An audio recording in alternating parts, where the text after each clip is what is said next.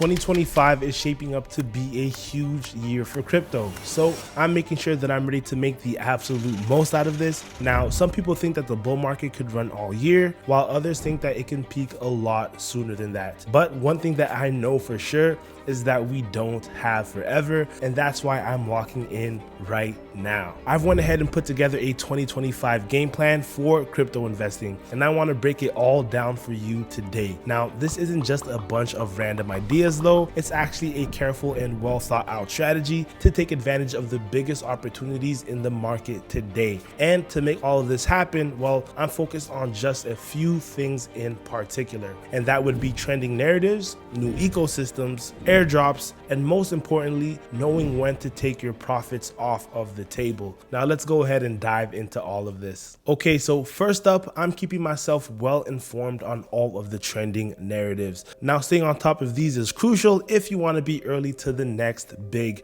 thing. And it's safe to say that AI agents have dominated Q4 of 2024 and Q1 of 2025 thus far. And if you're staying on top of this, well, you may have been early to projects like Virtual's Protocol, AI16Z, or AIXBT, which all saw massive gains. But it's not just about those big projects. With momentum like this, there are many opportunities that appear within the sector. Now, that's why I'm keeping a close eye on the AI agent sector, and I'm looking for undervalued gems such as Brot, for example. Now, of course, AI agents isn't the only narrative worth following. As always, there are new ones popping up all of the time in crypto. Now, to discover them early, I'm using Discord, Telegram, and Twitter to find new information and gauge sentiment. Now, this is actually how I discovered Sui and Hyperliquid very early, which actually brings us to our next topic, which is emerging ecosystems. Now, Sui and Hyperliquid have grown to become two of the largest new blockchains in the entire space, proving that there are still opportunities for new layer 1s and layer 2s to take off. Being early to even just their main ecosystem tokens meant massive gains. And when I say main ecosystem tokens, I'm talking about the chain's own token, the chain's DEX token, and the chain's top meme coin. Now, these tokens are typically the three cornerstones to any new blockchain, but of course there are still tons of quality projects besides those. Okay, but how do you go about finding those new quality projects? Well, I like to use tools like DEX Screener and DEX Tools to see where the liquidity is flowing. I then conduct due diligence on the tokens that are just starting to pick up steam. But I also try to look ahead and identify quality ecosystems that are actually yet to launch. For example, I'm keeping a close eye on Monad, which brings about new innovations and new opportunities. And this actually brings us to the next part of my 2025 game plan, which is airdrop farming. Speaking of newly launched blockchains, many of them give out millions of dollars worth of tokens in the form of airdrops. Now, some airdrops that I've received in the past include Arbitrum, Optimism, Celestia, Dimension, Wormhole, Jupiter, and Pengu.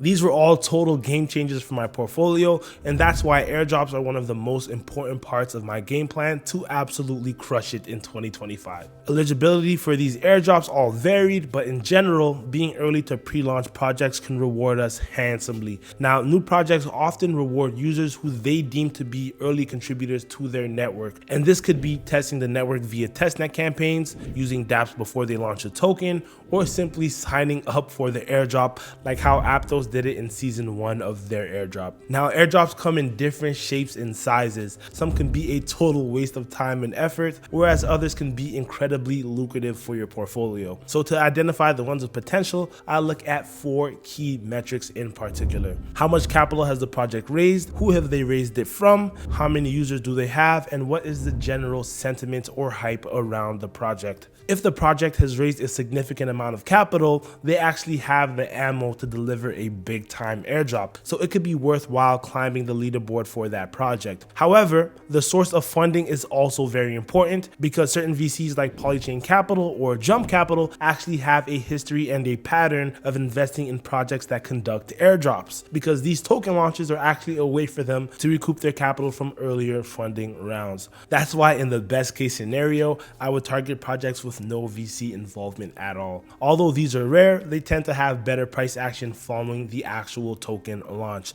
And this is because there are no VCs suppressing the price with their massive allocations. An example of this is Hyperliquid, where the top users earned upwards of 6 figures in rewards each. But although this was a big success, the reality is that most projects that raise large amounts of capital do tend to have VC funding and involvement, so you definitely don't want to fade those either. Anyhow, the next thing I want to do is see how many users are currently farming this airdrop. In general, the fewer the better, and that's because overhyped airdrops can have a ton of dilution, and they actually favor whale wallets that dominate the leaderboards of those projects. An underfarmed project that fits the current market trend and that has raised a significant amount of capital is what I like to call the sweet spot, so be sure you watch out for those. Well, I can't tell you all of this and not tell you a few of my favorite picks though. I'm currently watching Hyperlane, Barachain, and Monad for my 2025 airdrops. But anyhow, the next part of my strategy is extremely key, and that's portfolio diversification and profit taking. Let's go ahead and start with the portfolio diversification. So throughout the 2025 cycle,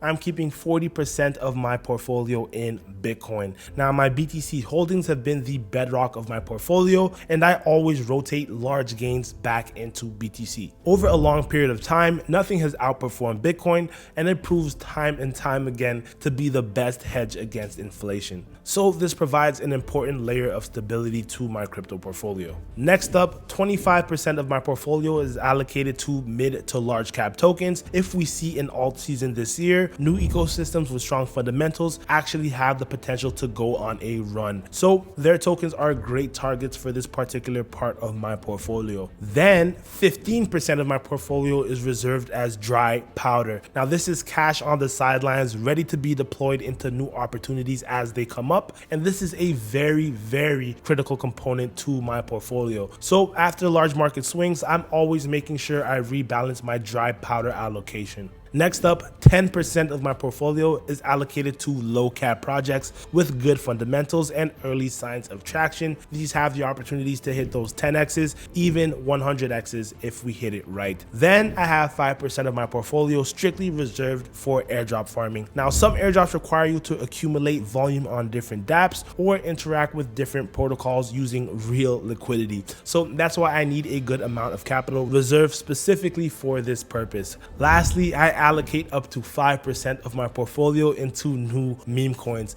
Now, this is the riskiest allocation in my whole portfolio, but it could potentially have the biggest winners across all of my bags. Now, if my picks fail, I lose no more than 5% of my portfolio, but if I catch strong memes early, I could potentially multiply my entire portfolio with just this allocation. I'm very bullish on it. So yeah, that's my portfolio breakdown, and it's great to be disciplined here, but honestly, it may be even more important to know when to take profits. Now, this is why it's key to set a target and stick to it. If I get a 3x in the trenches, I always pull out my initial funds plus a bit of profit, and the rest is house money. Now, this allows you to completely de-risk yourself from your positions and yet still have some exposure if the token continues to go on a run. I use this strategy mainly for meme coins and low cap tokens. As for airdrops, I typically sell 80 to 100% of my allocation immediately, depending on the project, of course. I then rotate it back into my main portfolio, or I convert it into stables for dry powder, or I even take it off the table completely. This is because I like to capture as much value as I can right away, because airdrops typically face